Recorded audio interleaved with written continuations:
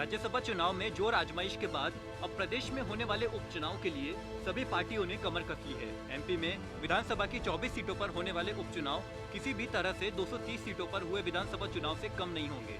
असल में इन उपचुनावों के बाद ही सरकार का स्थायी भविष्य तय होगा।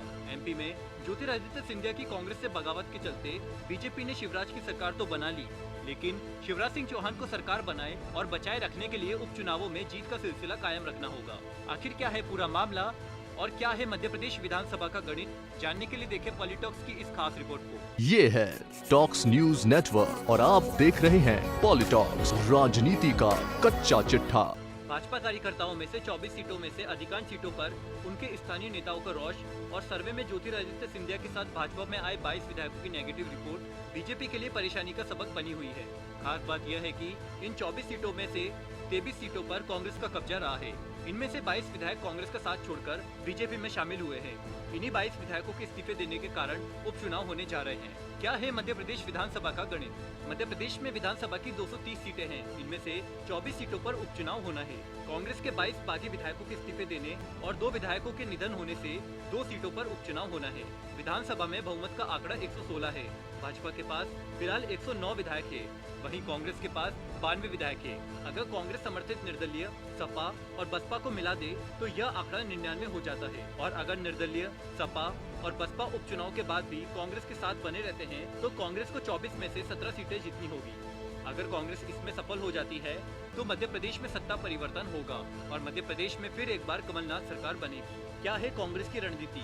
2019 में हुए चुनाव में कांग्रेस की कमान कमलनाथ और ज्योतिरादित्य सिंधिया दोनों ने मिलकर संभाल रखी थी। अब ज्योतिरादित्य सिंधिया के बीजेपी में जाने के बाद चुनाव की कमान कमलनाथ के हाथ में है। हालांकि दिग्विजय सिंह इसमें निर्णायक रणनीतिकार माने जा रहे हैं। टीम कांग्रेस ज्योतिरादित्य सिंधिया को जनता के साथ विश्वासघात करने वाले शख्स के रूप में प्रचारित कर रही है। ज्योतिरादित्य सिंधिया के साथ बीजेपी में आए कांग्रेस के 22 विधायकों के विधानसभा क्षेत्र में भी कांग्रेस ने यही अभियान चला रखा है। कांग्रेस के नेता जनता के बीच जाकर यह बात स्थापित करने में लगे हैं कि इन विधायकों ने बीजेपी से मिले करोड़ों रुपए के लालच में जनता के साथ विश्वासघात किया है, जनता के वोटों का अपमान किया है, धन कमाने के लिए नैतिकता को ताक में रखकर जनता के साथ छल किया है। लगभग सभी 22 विधानसभा क्षेत्रों में कांग्रेस इसी रणनीति पर काम कर रही है। इसके साथ ही भाजपा को भी जनता के विधायकों की खरीद फरोख्त करने वाली पार्टी के रूप में प्रचारित किया जा रहा है। भाजपा की बड़ी दुविधा। आरएसएस सर्वे के बाद मध्य प्रदेश में भाजपा के दिग्गज दुविधा में पड़ गए हैं कि आखिर क्या करे और क्या नहीं। आरएसएस की ओर से कराए गए सर्वे में सामने आया है कि जो 22 विधायक कांग्रेस से बगावत करके भाजपा में आए हैं, उन्हें अगर टिकट दिया जाता है तो उनमें से अधिकांश की हार तय है। ऐसे में बीजेपी नेताओं को समझ नहीं आ रहा है कि इससे बचने के लिए क्या कदम उठाया जाए। एक तरफ बीजेपी इन 22 विधायकों को टिकट देने के लिए ज्योतिरादित्य सिंधिया से वचनबद्ध है, वहीं इन सीटों पर भाजपा के कर्मठ कार्यकर्ता भी अपनी दावेदारी ठोक रहे हैं और पार्टी से टिकट की मांग कर रहे हैं। ऐसे में पार्टी के अंदर एक तरह से बगावती की स्थिति बन रही है। बीजेपी के अधिकांश स्थानीय नेता कांग्रेस से आए इन विधायकों का बीजेपी के बैनर पर प्रचार नहीं करना चाहते हैं। आरएसएस ने संभाली कमान।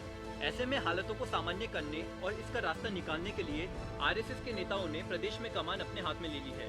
आरएसएस के नेताओं को इन विधानसभा क्षेत्रों में विस्तारक के तौर पर लगाया गया है। यह नेता बीजेपी में चल रहे असंतोष का आकलन करने के साथ उसे संभालने की योजना पर काम कर रहे हैं, जिससे चुनाव में भाजपा को अपने ही कार्यकर्ताओं की बगावत का सामना नहीं करना पड़ जाए और केंद्र नेतृत्व की सारी योजना पर ही पानी न फिर जाए।